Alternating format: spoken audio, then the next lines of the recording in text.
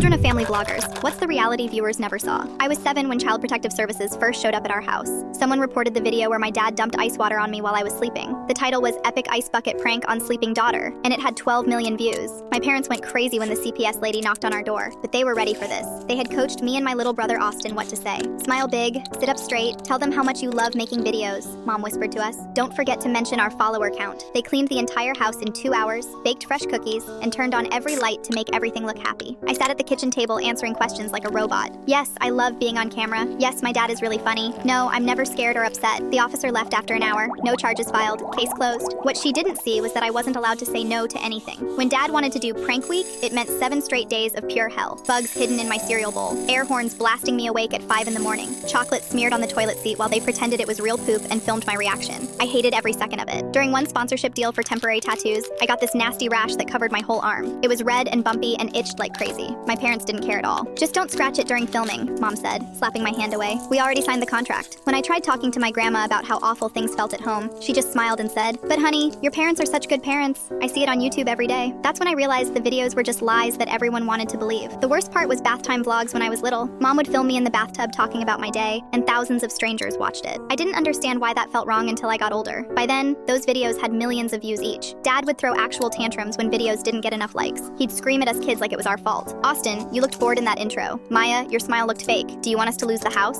Then he'd storm off and not talk to us for hours. We had to reshoot the Christmas morning video 4 times because Austin cried when he opened his present. It was just socks, but the thumbnail needed him to look excited. By take 4, we were all exhausted and it was almost dinner time. Christmas morning lasted until sunset. Mom made us practice our reactions in the mirror. More energy, bigger smiles, act surprised even if you already know what's happening. We had a whole script for every single video. Nothing was ever real or spontaneous. When I turned 13, Dad taught me how to edit videos. That's when I started secretly recording the behind-the-scenes stuff. Mom screaming at us between takes, Dad throwing props across the room when something went wrong, Austin begging to take a break after filming for 6 straight hours. I uploaded those raw clips to a private backup account that only I knew about. I never made them public, but watching them back reminded me I wasn't going crazy. The perfect family everyone saw online was completely fake. The money we made went straight to my parents' new cars and designer clothes. Austin and I wore the same outfits in videos for months because consistent branding is important. We ate ramen for dinner while they went to fancy restaurants and posted about it on their personal accounts. Now I'm 18 and finally moved out for college. I don't appear in their videos anymore, and their channel is dying without me. They keep begging me to come back for just one collaboration, but those secret videos I recorded, I still have every single one of them saved, just in case they ever try to pretend they were good parents.